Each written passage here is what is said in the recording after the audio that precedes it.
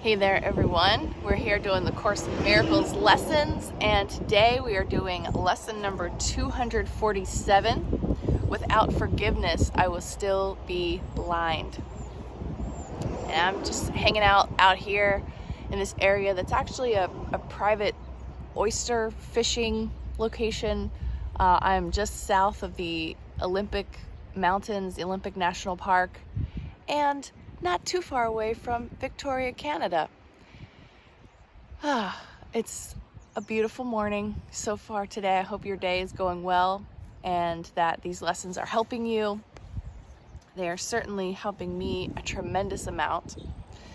Okay, so let's get into lesson 247. Without forgiveness, I will still be blind. Sin is the symbol of attack. Behold it anywhere, and I will suffer. For forgiveness is the only means whereby Christ's vision comes to me. Let me accept what his sight shows me as the simple truth, and I am healed completely. Brother, come and let me look on you. Your loveliness reflects my own. Your sinlessness is mine. You stand forgiven, and I stand with you. So would I look on everyone today. My brothers are your sons.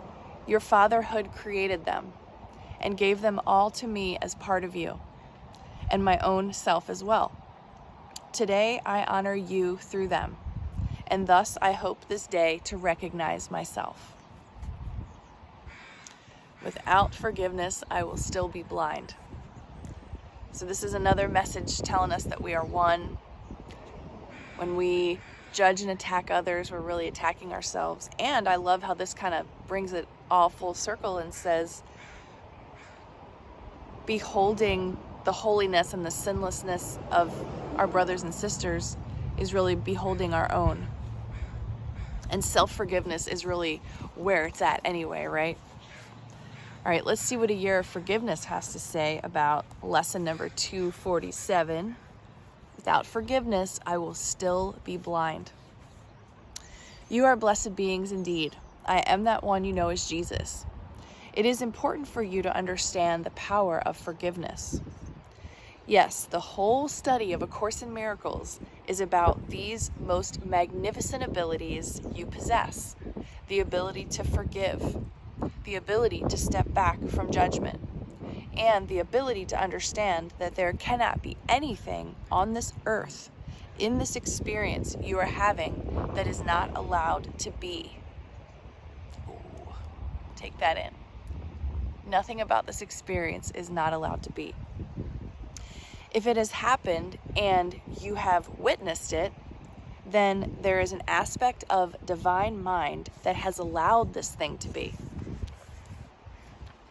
It is hard for you all when you see things you think should not be. For example, there was a terrible storm that went through the Bahamas in September of 2019, and you saw people losing their homes.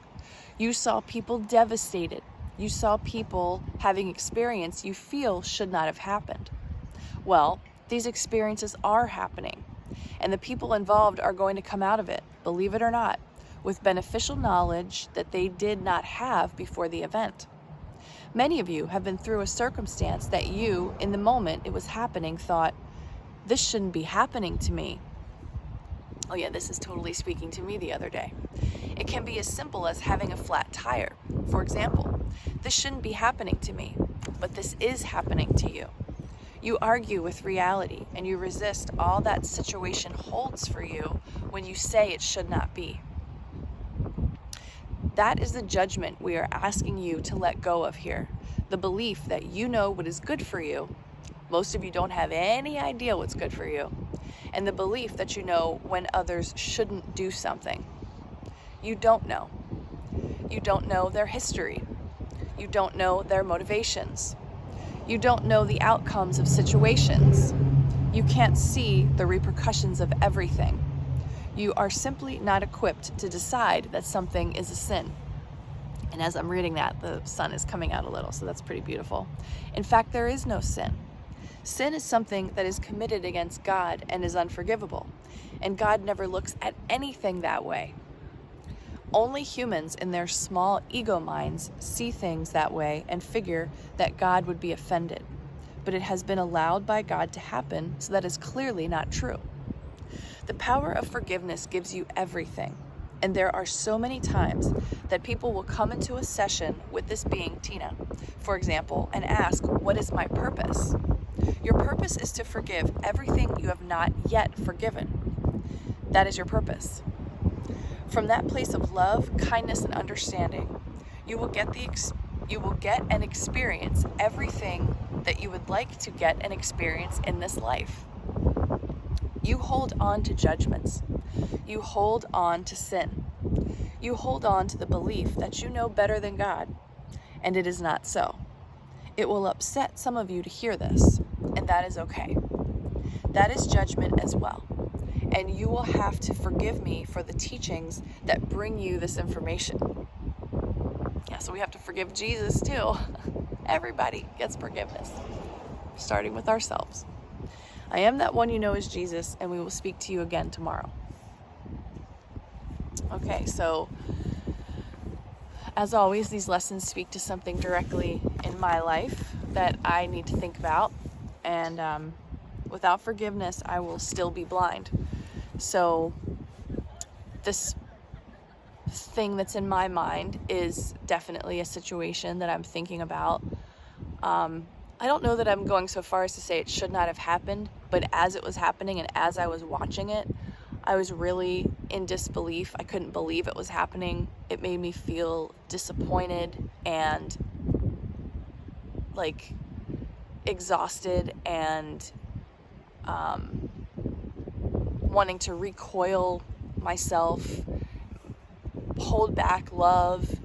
And you know, there's a part of me though that wanted to put some boundaries in place.